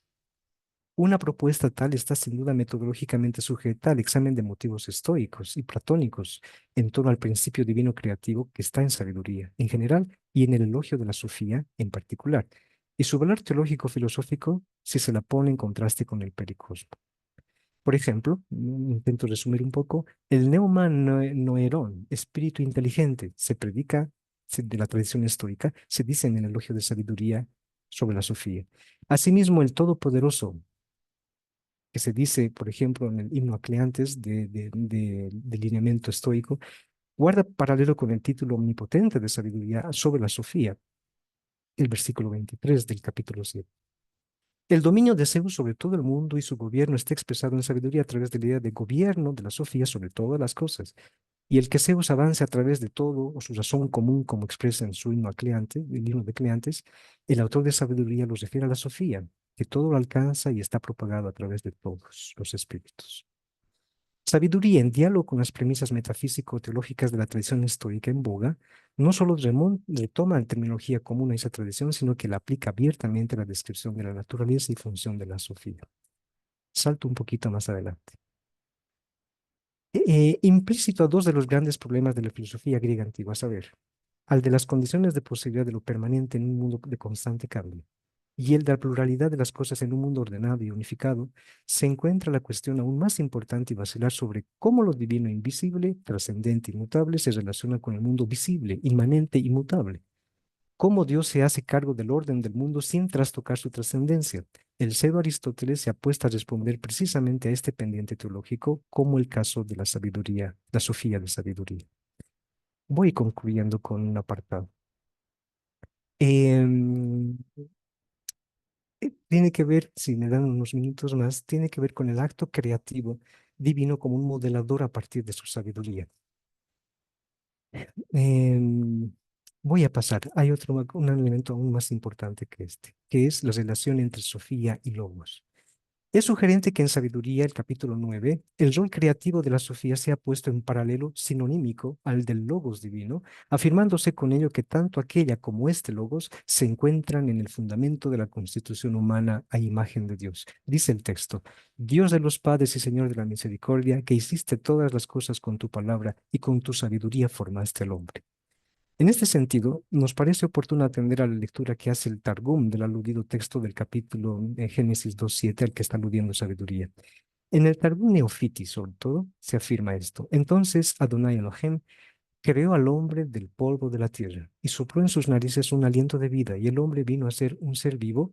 No dice existente como el texto hebreo. Dice el texto arameo del Targum de Neofiti, el hombre vino a ser un ser vivo dotado de palabra. Cuando Dios le sopla, el hombre empieza a hablar. No dice que es un ser que viene a la vida como existente, sino que empieza a hablar. A diferencia del texto hebreo, el Targum añade el participio derivado del verbo malal, que significa hablar, que consiente ser traducido como hablante o discursivo, el hombre hablante, el dotado de palabra. No menos interesante resulta el hecho de que conforme a las notas marginales pertenecientes al mismo manuscrito, en lugar de Adonai Elohim se advierta la variación memrein, di ya, el verbo, la palabra de Elohim. Hay un cambio muy interesante ahí hacia la palabra, como sujeto de oración. Una lectura que recorre el texto arameo desde el Génesis capítulo 1, versículo 3. Con ello se deja en claro que a diferencia de cualquier otro ser creado, el particular modo de ser de Dios y del hombre es el de ser hablantes. La participación del hombre en Dios acontece bajo el modelo divino de la Sofía y del Logos, como dice Sabiduría. Saber y hablar son constitutivos de la particular forma de ser de Dios y del hombre. A manera de conclusión, la postulación aquí planteada aborda colateralmente la problemática académica en torno a la continuidad existente entre los testamentos bíblicos. Esto es, las relecturas de los textos veterotestamentarios autoritativos, canonizados o no por el judaísmo, llevadas adelante por el cristianismo del primer siglo en su afán, por comprender a la persona de Jesús y comprenderse como colectividad creyente.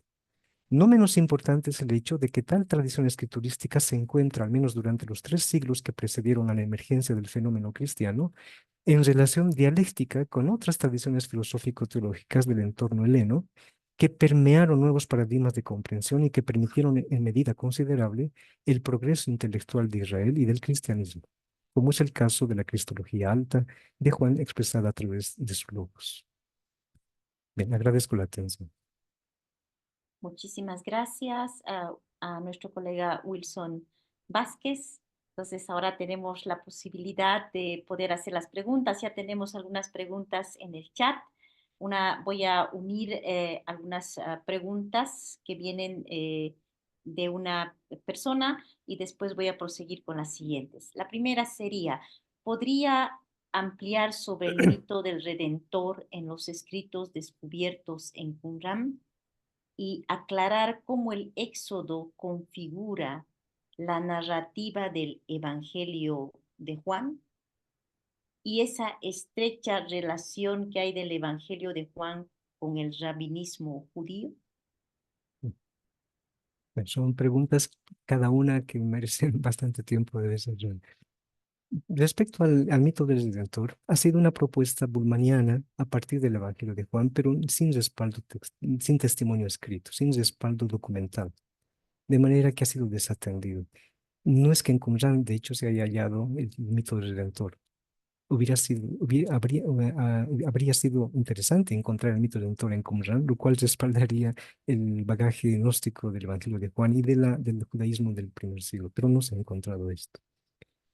No sé cuál era la otra, la segunda. Sí, la segunda es, ¿podría aclarar cómo el Éxodo configura la narrativa del Evangelio de Juan? Sí, recuerden ustedes el ingreso de Jesús, Caijólogos Arx Geneto 1:14 del Evangelio de Juan, el verbo se hizo carne e hizo su tienda. Miren, ahí hay una alusión muy interesante al camino emprendido por Israel. Y después, en la segunda parte del Evangelio de Juan, estaba el camino que va a emprender. He venido para volver, ¿no? Entonces, ese camino, el Éxodo, de hecho, la palabra Pascua, tiene que ver, los evangelios en general los retoman. El Evangelio de Juan muy en concreto, con esto de haber pasado por aquí y estar volviendo a donde antes pertenecía, ¿no? Esto parece, al menos en líneas generales, está reflejando un poquito el concepto de Éxodo, pero por muchos otros detalles, el Evangelio de Juan parece que está modelando su narrativa en torno a la narrativa del Éxodo, ¿no? De nuevo, esta es una sugerencia, ya de bastantes años atrás, en los años 70 se había planteado justamente esto, pero se la puede tomar en la lectura narrativa del Evangelio de Juan. Esto es lo que yo podría comentar de momento. Teníamos también una tercera respuesta, una tercera pregunta, perdón. Explicar tal vez la estrecha relación del Evangelio de Juan con el rabinismo judío. Lo haríamos a través de los textos del segundo siglo, aunque pueden remontarse a tradiciones anteriores, como es el caso de estos capítulos particulares del Evangelio de Juan, que parecen estar traduciendo el Targumim, ¿bien? Y evidentemente dentro de la producción rabínica del segundo siglo en adelante, pero como digo, remontables al primer siglo e incluso antes.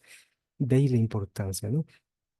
En todo caso, el material del Evangelio de Juan, comparados con ese material del rabinismo del segundo siglo, tiene un punto, tiene un ejemplo interesante. Es la cuestión de la función creadora de la Torá. Esto es parte de la reflexión rabínica. Cómo la Torá está al principio de la creación. Esto se ha sugerido que estaría a la base de lo que Juan dice en términos de logos en su prólogo. Además, dicho sea de paso, la Torá es la posibilidad de la comunicación divina al hombre, ¿no? Y la palabra logos tiene también ese bagaje. Como se ha sugerido, el Evangelio de Juan, si ha escogido el término logos, es también por su finalidad comunicativa, Dios comunicándose con la humanidad. Más allá del elemento intertextual del logos y, digamos, el bagaje estoico del primer siglo, a través quizás de la misma sabiduría que habla de la Sofía y la equipara también a logos, independientemente de este mundo conceptual, el Evangelio de Juan habría optado por el de logos, también por el efecto comunicativo que tiene hablar de la palabra, que es lo que quiere presentar, de hecho, ¿no? Un ejemplo interesante al respecto también puede ser citado en la carta a los Hebreos. que también está datado al final del primer siglo. El prólogo de la carta a los Hebreos parece estar escrito por el propio Juan. Evidentemente este es un absurdo mío, pero voy a leérselos y verán el tipo de texto que encontramos en ambos prólogos. Dice Hebreos, muchas veces y de muchas maneras habló Dios en el pasado a nuestros padres por medio de los profetas. Una observación acá. También este pasaje está remontándose, al parecer, de forma velada, al libro de sabiduría del capítulo 10 en adelante, cuando se hace una suerte de memoria histórica, lo mismo que el eclesiástico también hace, ¿no? El capítulo 44 eclesiástico hace una memoria histórica del pasado, cómo la sabiduría se fue haciendo presente en la historia del pueblo. Aquí dice algo similar, en el pasado a nuestros padres por medio de los profetas. En estos últimos tiempos nos ha hablado por medio del Hijo. De nuevo, el énfasis en a la idea de comunicabilidad de lo divino en favor del hombre. Ha hablado por medio del Hijo, a quien instituyó heredero de todo, por quien también hizo el universo. Esto es lo que se dice en el rabinismo acerca de la Torah. La Torah está como mediadora de la creación, el cual, siendo resplandor de su gloria e impronta de su sustancia, esto lo asimila mucho el Evangelio de Juan, el que sostiene todo con su palabra poderosa, lenguaje de tipo estoico, juanico también, llevada a cabo la purificación de los pecados, se sentó a la diestra de la majestad en las alturas, con una superioridad sobre los ángeles, tanto mayor cuanto más excelente es el nombre que ha heredado. En el versículo 4 final, como ustedes saben, la carta a los Hebreos inicia con el anuncio del primer tema que va a desarrollar. Me parece que es un texto ilustrativo de la capacidad comunicativa con la que se intenta expresar la persona de Jesús, por el Logos, y en este caso por la carta a los Hebreos, como la palabra, como por medio de quien el Padre habla a la humanidad. Muchas gracias, Sí. Wilson. Antes de seguir con las siguientes preguntas que tenemos en el chat, también hay un mensaje de agradecimiento por tan importante charla.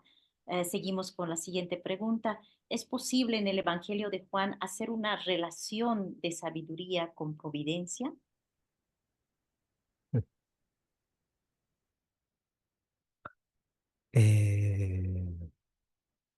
Estoy intentando hallar alguna idea respecto a esto.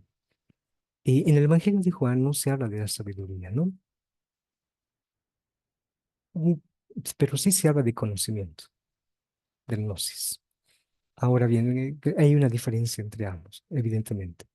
La segunda, el hecho de que hable de gnosis, si ustedes quieren, la capacidad de ver que tiene, intelectual que tiene el hombre. Si entendemos así, podríamos de encontrar detrás del evangelio, del término gnosis, quizás algo de la capacidad humana por proveer las cosas. No sé, estoy aquí especulando un poco. Sí está presente en el Evangelio de Juan, gnosis, no sabiduría. Eh, yo no sé si esto responde en parte o quizás no responde nada porque providencia y sabiduría de hecho no están conceptualizadas en el Evangelio de Juan. Em, pero eso me permite decir algo interesante que, que puede ser abordado contra posiciones de tipo gnóstica en la lectura del Evangelio de Juan sobre la gnosis. La gnosis era un movimiento que surge en el siglo II, vamos a decir, de forma constitutiva. Se van realmente armando como escuela de pensamiento. Pero no está dicho que en el primer siglo no la haya habido.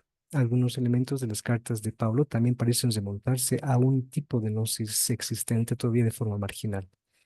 En todo caso, el gnosticismo planteaba dualismo y como diríamos, desinterés por lo histórico, el mundo, porque siendo dualista había que privilegiar el espíritu y no las relaciones históricas mundanas, bien, del hombre.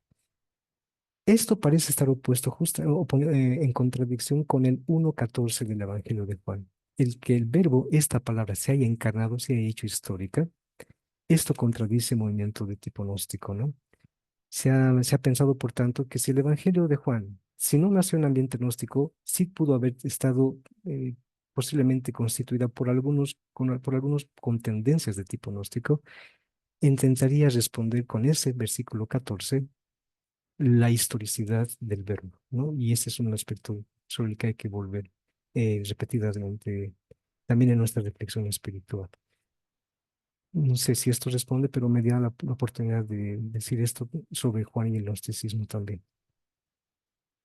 Muchas gracias. Sí. Tenemos todavía 3 preguntas, dos ya me han solicitado también para levantar la mano. Tenemos a nuestro colega Fernando, antes de dar la palabra a Pablo y también a Claudia, que están también en la lista. Adelante, Fernando. Muchas gracias, Wilson, por la presentación. Muy interesante todo esto del pericosmo como trasfondo del libro de sabiduría y este del Evangelio de Juan, de la noción esta de logos. Em, Esta configuración de la agencia de Dios que se presenta en el pericosmo y que en el libro de la sabiduría se reemplaza Dinamis por Sofía, eh, ¿crees tú que podría implicar una concepción de la sabiduría como poder de Dios o como dinamis de Dios? Y en ese sentido, no podríamos pensar que puede haber una coincidencia ahí con una noción como la que presenta Ireneo de Lyon, de Jesús como una de las manos de Dios, ¿no? La otra es el Espíritu, ¿no? Tomando en cuenta de que en muchas partes de la Escritura se repite, ¿no? De que Dios liberó y salvó a su pueblo con brazo o con mano poderosa, ¿no? Ujú, Y lo que hace Jesús es justamente eso, ¿no? ujú. Eh, Hay una ventaja en el hecho de que el libro de sabiduría haya escogido el término Sofía para aquello que Pericosmo, al menos probablemente, pensó acerca de la Dionis. La dinamis, que significa movimiento, fuerza, poder, debió ser pensado como esta agencia, como este ser intermedio, agente de la creación, justamente porque la creación requiere una fuerza que la desarrolle, ¿no? Entonces, dinamis venía muy bien en ese sentido, en el sentido de la creación.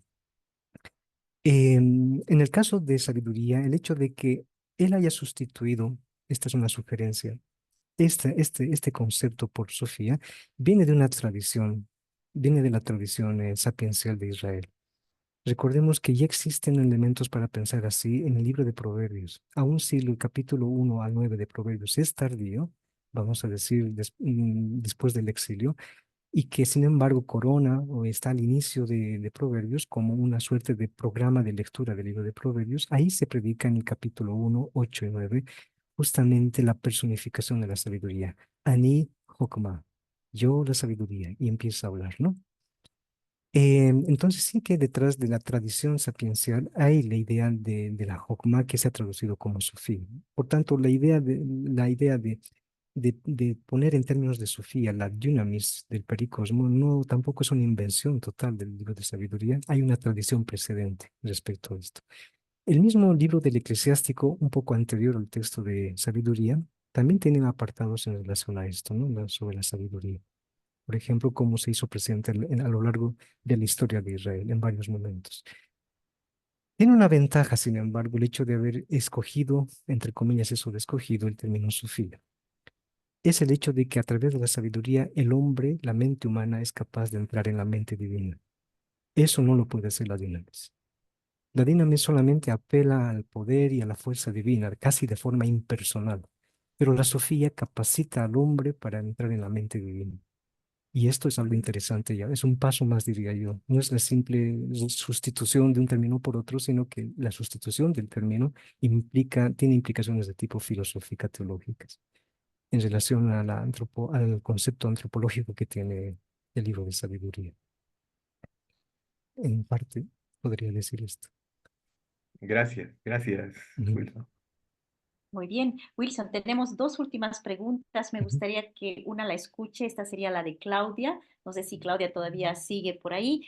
Hasta mientras que Claudia pueda hacerse visible y hacernos la pregunta, voy a estar leyendo la penúltima pregunta. ¿Solo es posible a través del lenguaje la forma de comunicarnos con Dios? Yo diría, es complicada la pregunta, pero yo diría que es la forma en que Dios escogió para comunicarse con el hombre, la palabra, ¿no? A través de la palabra. Claro que en el Evangelio de Juan la palabra está encarnada. Toda la persona de Jesús es la palabra de Dios, ¿no? Bueno, esto ya es el Evangelio de Juan. Pero es interesante que el Evangelio de Juan apele a la palabra como la forma de comunicarse de Dios. Dios es un ser que habla y el hombre hablante como él es imagen de Dios justamente por la palabra. Eh, entonces yo invertiría la observación. Es Dios el que ha escogido la palabra como medio de comunicación en relación al hombre. Muchas gracias, Mm. Wilson. Claudia, por favor, adelante con la última pregunta de esta noche. Buenas noches a todos. Licenciado, buenas noches. Buenas Mi noches. pregunta es en este sentido. Me parece muy interesante esto del mito revelador celeste. Y quería, tal vez si pudiera mencionar algunos pasajes que encontramos en Juan que hacen mención a este mito y cómo esto del mito tiene relación, tendría o tiene relación con la comunidad de los esenios en el primer siglo. Bien. La lectura que acaba de hacer Claudia es la lectura que propone Bullman. Leer entre líneas el Evangelio de Juan y descubrir ahí el mito del Redentor Celeste de digamos, de esta tradición de tipo gnóstica, que además, dicho sea de paso, Bullman parece apelar a los textos mandeos que tienen el mito, pero no está dicho que el texto mandeo sea del primer siglo primero. Parece que es posterior. Por tanto, también aquí habría que dudar. Parece que la reconstrucción bullmaniana, como dice Brown, es una argumentación circular. Para hablar de uno apela al otro y para hablar de ese apela al otro, ¿no? Me parece que, que se reclamen para construir un mito del Redentor. Ahora, en los esenios, en la comunidad de Qumran no se ha encontrado tal mito, ¿no? Y entonces realmente no se puede decir mucho al respecto. Muchas gracias, Sí. Wilson. Entonces, voy a solicitar, por favor, a la magíster Luz María Romero y también a la licenciada Silvia Guzmán, quienes nos están colaborando con los links, para que puedan ustedes, por favor, llenarlos para la presentación de estos 2 días. Entonces, es importante la participación. En base a eso también vamos a otorgar los certificados. Quiero agradecer a nuestro colega Wilson Vázquez por esta gran oportunidad que nos ha dado de poder escuchar todo lo que significa este tema tan importante en relación al logos que tiene el Evangelio de Juan como una premisa central, ¿no? Muchísimas gracias, Wilson, y agradezco todas las preguntas que se han podido realizar. Gracias a ustedes por la atención. Muchas gracias, Wilson. Entonces, ya yendo a la última parte que tenemos, voy a pedir a nuestra estudiante Marisabel Limachi poder colaborarnos con la primera síntesis de esta noche. Entonces, adelante, Marisabel. No sé si puede brevemente presentarse un poquito, en qué curso está, a qué comunidad pertenece antes de dar su síntesis de esta noche. Adelante, Marisabel. Muy bien, muy buenas noches, muchas gracias. No sé si se me escucha bien. ¿Se escucha bien? Bueno. Sí, se escucha. Bueno. Muy buenas noches, yo soy la hermana Marisabel Selenia Limachi Mamani. Pertenezco a la comunidad de Salesianas Misioneras, soy religiosa y ahora mismo estoy cursando el 4º año no, perdón, estoy ya haciendo el 4º año de estudio, me encuentro en el pregrado de teología, me falta todavía un año más para culminar y muy agradecida de estar esta noche escuchando tan sabias palabras de personajes que conozco ya y que realmente da gusto escucharnos. Espero realmente hacer una buena síntesis de lo que se ha presentado. No sé si puedo comenzar o tal vez algún dato más me he olvidado. Marisabel, muchas Sí. gracias. Un poquito más fuerte, por favor. Fernando. No, justamente eso iba a decir. Ya. No sé, es que creo que está mal mi micrófono. ¿Se escucha ahora bien? Todavía no sé si se escucha, pero un poco lejos.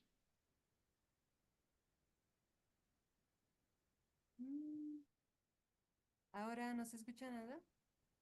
Se escucha, pero es como si estuviera lejos. ¿Ahora se escucha algo?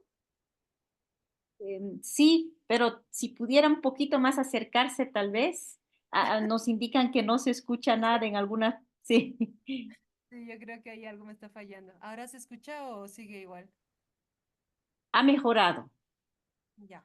Ha mejorado, pero todavía no podemos, por lo menos en el chat nos indican que un poquito más fuerte. Uy, no. Ahora, a ver, voy a gritar.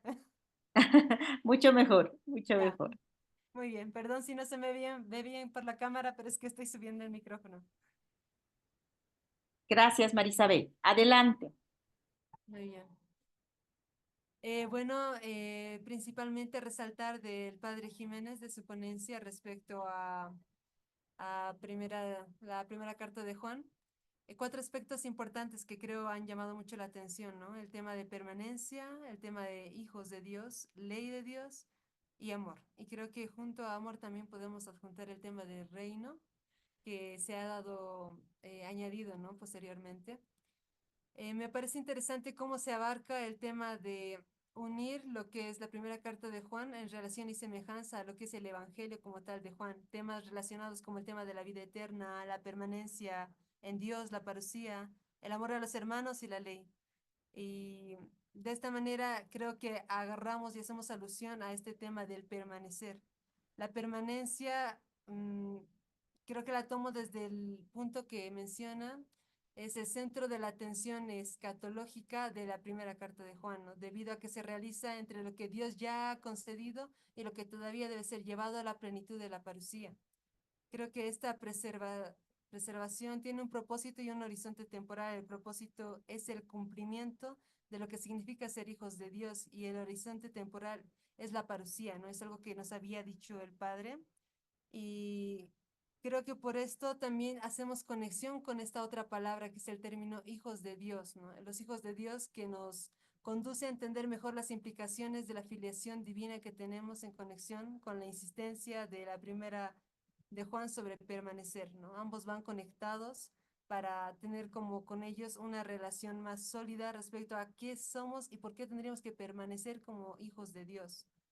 Me parece importante también resaltar lo que había mencionado desde esos aspectos de qué implica ser hijo de Dios y esta diferencia que hace, ¿no? De el primer significado que es directo y propio en la persona engendrada y el segundo que se entiende más como una metáfora que va en relación padre-hijo y tiene añadidos respecto a la confianza, amor, amistad. Y creo que este tercero que habló de la perspectiva hebrea, donde habla de una relación de dependencia y un destino compartido con una entidad no personal, creo que es también a lo que nos dirigimos o encaminamos desde este entendimiento que le vamos dando a la primera carta y lo que nos quiere transmitir, ¿no? Dándonos este modelo de una relación familiar y más cercana. Para entender Primera de Juan, bien mencionó el padre Jiménez, y cito lo que dijo, lo anoté.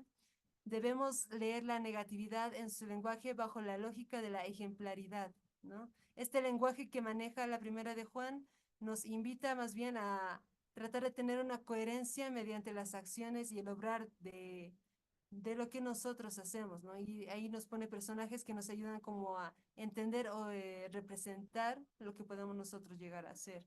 Lo que hace Primera de Juan es hacerles saber lo que ellos son capaces si permanecen en Dios. Otro punto nuclear que va junto con estos se encuentra en esta identidad que había mencionado, ¿no? De los seguidores de Jesús, que va vinculado con las obras y acciones que ellos realizan. Y esto yo creo que es lo que nos conduce al tema principal del que nos habla el padre Jiménez, ¿no?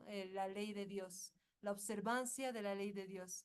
Porque un dato que me ha parecido valioso saber es esto que decía, ¿no? Un mandamiento nuevo pero antiguo, ¿no? Un mandamiento que ya se nos había hablado con anterioridad, el amor a Dios y al hermano, que ya era mencionado desde el libro de Levíticos y se conoce como el Código de Santidad. Creo que siempre pensamos que es algo que se ha dado recién en el Nuevo Testamento, pero sin embargo este ya se había mencionado, solo que tal vez de otra manera se ha logrado reaplicar y me parece interesante saber esta conexión, ¿no? Este necesario diálogo también que nos invitaba el Padre a realizar entre el Antiguo y Nuevo Testamento. La primera de Juan nos dice que la observancia de la ley de Dios mantiene el sentido de pertenencia, esta pertenencia que tenemos que conservar. Por esto, una palabra que vale la pena para mí enlazar es la ley con el amor, porque en esto vemos que la ley es precedida por el amor de Dios. Por esto en 1 de Juan dice, ¿no? Nosotros amamos porque Él nos amó primero. La ley permite a los humanos expresar ese amor que es fruto de la conciencia y memoria de lo que Dios ha realizado misericordiosamente por su pueblo. Y es el propósito de la ley divina, no solo amar, sino que también saber permanecer en Dios a través de este amor. Y esta ley, estas reglas son, y así una semejanza al Padre, como un padre que le da reglas a sus hijos, pero para que crezcan saludablemente, porque los ama. Es un padre amoroso que guía y a través de estas reglas orienta. Y es esa manera en la que podemos nosotros amar y permanecer en Él, porque no va en un son de normas simplemente. Finalmente, lo que hacía, respondiendo a alguna de las preguntas, el padre hacía la resonancia de la palabra reino, ¿no? El reino que viven la comunidad de la primera de Juan, pero que pueden llegar a perderla también si no hay una verdadera conciencia de pertenencia dentro de esto. Y es algo que nos invita también a la reflexión actual de cómo nosotros manejamos o entendemos lo que decía, ¿no? Las leyes incluso que vivimos en nuestro mismo país y cómo las aplicamos y saber si nos orientan a un bien común sincero y verdadero. Creo que es lo que más me ha llamado la atención y poder decir que me parece interesante esta idea de concretar el amor de Dios en la observancia de la ley, ¿no? Eso en cuanto al padre Jiménez, no sé si se ha escuchado, si me pueden decir, por favor. Ha mejorado Marisabel, muchas gracias. Bien, entonces continúo con el licenciado Wilson. Y bueno, pues me parece muy interesante toda, yo creo que el PA ya se ha podido agarrar o absorber más la idea a través de las preguntas que también se le ha hecho y cómo ha ido respondiendo, pero creo que entendemos que la presentación giraba en torno al logos del Evangelio de Juan, donde nos presentaba la identidad y naturaleza de la persona de Jesús puesta en relación con Dios, ¿no? Y lo que Juan hace es asumir estas categorías cosmológicas y soteriológicas que predican de Jesús un origen y un alcance mayores al de las expectativas de entonces. Lo que yo pienso se hizo ahora es concentrar en la cuestión del origen del término logos, a través del cual Juan busca expresar la identidad humano-divina de la persona de Jesús. Me parece interesante los tres aspectos que ha mencionado, las tres direcciones argumentativas en torno a la cuestión del origen del logos juánico. Nos hablaba de una primera que era el gnosticismo, que no tenía puntos comunes de origen, y nos habla sobre Bultmann, que apela a la existencia de un gnosticismo precristiano influenciado por el judaísmo. Una segunda postura que es la helenística, perdón, y va en relación a la sugerida influencia helenística de Juan a través de Filón de Alejandría, empleando el término logos, y no se tiene pruebas de que esta haya sido conocida en la Palestina del primer siglo, pero sin embargo se presentan los diferentes estudios que se han realizado. Y finalmente esta que ha resonado más, ¿no? Del ya mencionado judaísmo palestinense, donde se habla de la influencia de Juan y su logos, y se cita desde las versiones arameas del Targumín palestinenses, y en este mismo sentido se ha planteado la estrecha relación sobre Juan y el rabinismo, que creo que también se ha respondido. La idea de usar el pericosmos del pseudo Aristóteles me parece interesante desde los aspectos que toca, ¿no? De un Dios en relación con el cosmos, de un Dios como causa cohesionante de todo, y de un Dios que sostiene y conserva la armonía de todo sin estar en medio. Esta manera de actuar de Dios y de manifestarse haciéndose palabra ante todos, creo que es lo que procuramos entender y no siempre alcanzamos tal vez a meditar o aplicar realmente desde este logos que tal vez tiene mucho estudio, y creo que lo ha desarrollado bastante bien, ¿no? Incluso esta relación que ha hecho con el elogio de Sofía y esta una palabra de, se ha observado la intercambiabilidad de los términos de Sofía y logos, ¿no? Eso me parece un elemento que es interesante y que sirve para poder ahondar más o reflexionar sobre el significado de estos términos, ¿no? Y cómo los podemos profundizar. Me llama la atención la parte final cuando nos hizo resonancia de la cristología alta de Juan expresada a través del logos y cómo ha ido en la historia transcurriendo este tema y el manejo de la cristología en torno a este, ¿no? Eso es lo que podría decir, no sé si lo he dicho en el tiempo y espero se me haya escuchado, disculpas que no sé qué ha pasado, es que me ha fallado el micrófono supongo, porque Muchas gracias, Marisabel. Se ha podido escuchar, muchas gracias por esa síntesis que ha sacado los elementos centrales de cada una de las ponencias. Muchas gracias, Marisabel. Bien, estamos a un minuto de cerrar nuestro conversatorio. Agradezco a nuestros ponentes de esta noche, al padre Fernando Jiménez, a nuestro colega Wilson Vázquez, agradezco a Marisabel Limachi por la síntesis, agradezco a nuestra colega Marta Mamani por habernos colaborado con las presentaciones, agradecemos también a todo el soporte técnico que hemos recibido, también a todo lo que ha sido el soporte ahora del link. Espero que lo hayan podido descargar para luego poder inscribirse. Agradecemos también a Padre Manuel Hurtado por habernos dado el inicio con este conversatorio. Muchas gracias por su participación, por su interés. Compartan este conversatorio, el link que les hemos enviado de Zoom, compártanlo con las personas que quieran, así poder compartir el día de mañana. Mañana nos encontramos a la misma hora y por los mismos canales. Les estaremos esperando. Continuamos con los afluentes del Evangelio de Juan y también tenemos la alegría de los avances que tiene previsto la Universidad Católica de Oriente con un proyecto que ya lo habíamos presentado el anterior año. Entonces nos alegramos mucho de la segunda noche. Un muy buen descanso, muchas gracias y hasta el día de mañana.